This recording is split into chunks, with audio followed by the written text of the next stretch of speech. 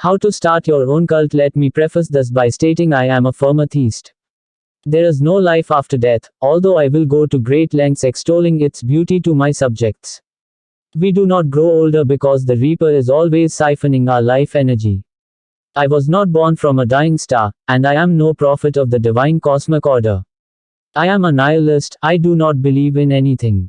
And as much as I do not believe in the supernatural, I believe even less in mankind and their ability to govern their own lives. Do you really need proof of that?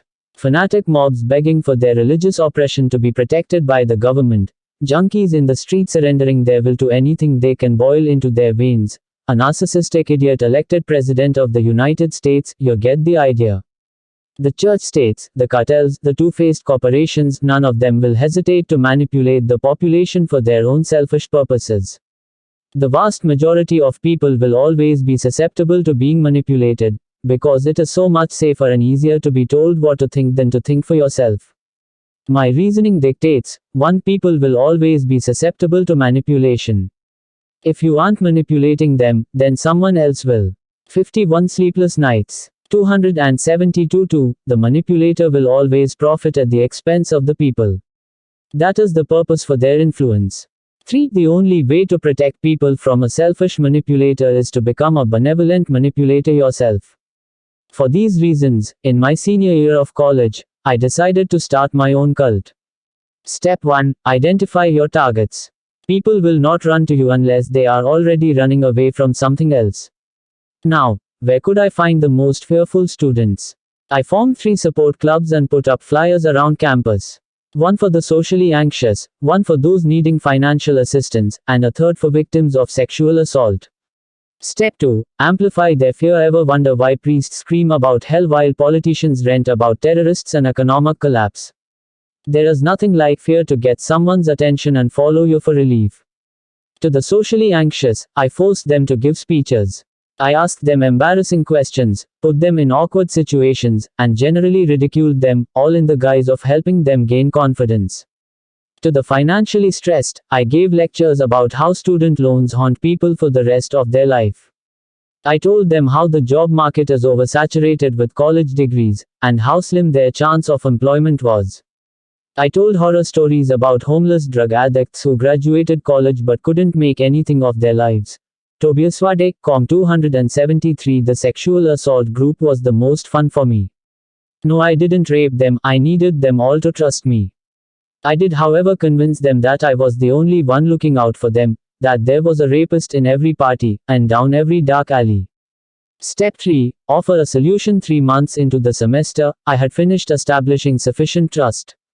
That's when I let them in on a little secret, the reason why I am not afraid.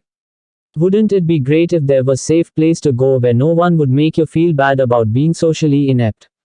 A band of brothers who helped each other find jobs, share rooms, and reach financial success. Sisters who would hold your hand and keep you safe from all the predatory monsters in the world. I had enough people now that I was able to register my flock as a co-ed professional fraternity. I did some fundraising with the groups and managed to raise enough money to renovate an abandoned motel into my headquarters. Now that I had them all together, the fun could really begin. Step 4. Make yourself special. It's not enough for your people to need your insight. They need to need you. Now it was time to explain what made me unique. Don't force it down their throats. People don't want to be part of an organization that needs them. They want to be part of something exclusive, something that recognizes how special they know they are inside. I began by offering private counseling sessions to everyone. 51 Sleepless Nights. 274. Having difficulty. To each of them, I confessed the truth about why I was helping them. You see, I wasn't human at all. I was an alien who was born in the Andromeda galaxy. My people are empaths, allowing us to sense the suffering of other sentient beings. I felt how troubled Earth was, and I came here to save humanity from themselves. They were all skeptical at first, but here's what really convinced them. I told each person in confidence that the rest of the fraternity was already indoctrinated. No one wants to be the only one left out, especially when they finally found a home which unequivocally accepts and shelters them. Step 5. Make them special. Each new member makes it that much easier to add the next, because it adds credibility and makes people more afraid of being left out. Adding the first few is the hardest part, so here is what I did. The first person I convinced was a scared freshman girl who was raped during a house party. She was ready to give anything just to feel safe. I gave her the chance to witness the ceremony, and didn't force her to commit to anything. I laid rows of candles in the basement and lined the walls with mannequins. I concealed the mannequins with thick robes, so it would appear as though most of the fraternity was already present. I used a surround sound system and a layered chanting soundtrack to make it seem like everyone was participating. By the time I was through with the ceremony, she was so afraid of being left out that she swore the oath of loyalty right on the spot. Tobias Wade, Com. 275 Step 6. Make it impossible to leave. This is the final, and I would argue most important, step. There is nothing as toxic to an organization as having a previous member leave and talk about it. Once I had 10 members who had undergone the ceremony, I organized them into 2 groups of 5. I gave them innocent tasks to prove their loyalty. Each one would be slightly more difficult than the last, which is important for keeping them invested. The final task to allow them full membership and protection was very simple. 4 of them must team up and kill the 5th member of the group. For each group, I chose the least loyal, most suspicious member to be killed.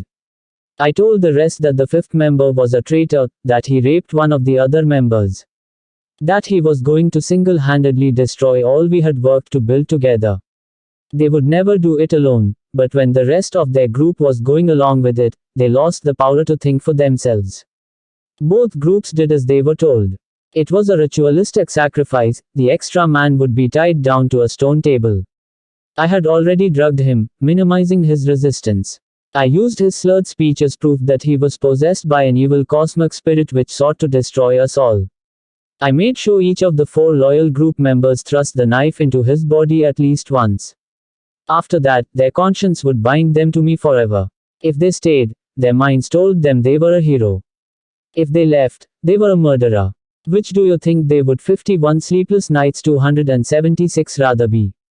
1 full semester later, I have indoctrinated 54 members so far. There have been 10 deaths, soon to be an 11th. I'm not writing this as a confession. I don't expect you'll be able to find me. I'm writing this as an offer. My cult is growing, and there are different chapters springing up all around the country. We have been helpless pawns for too long, but we are learning how to play the game by their rules. When you are ready to take power into your own hands, I hope you will join me and change the world.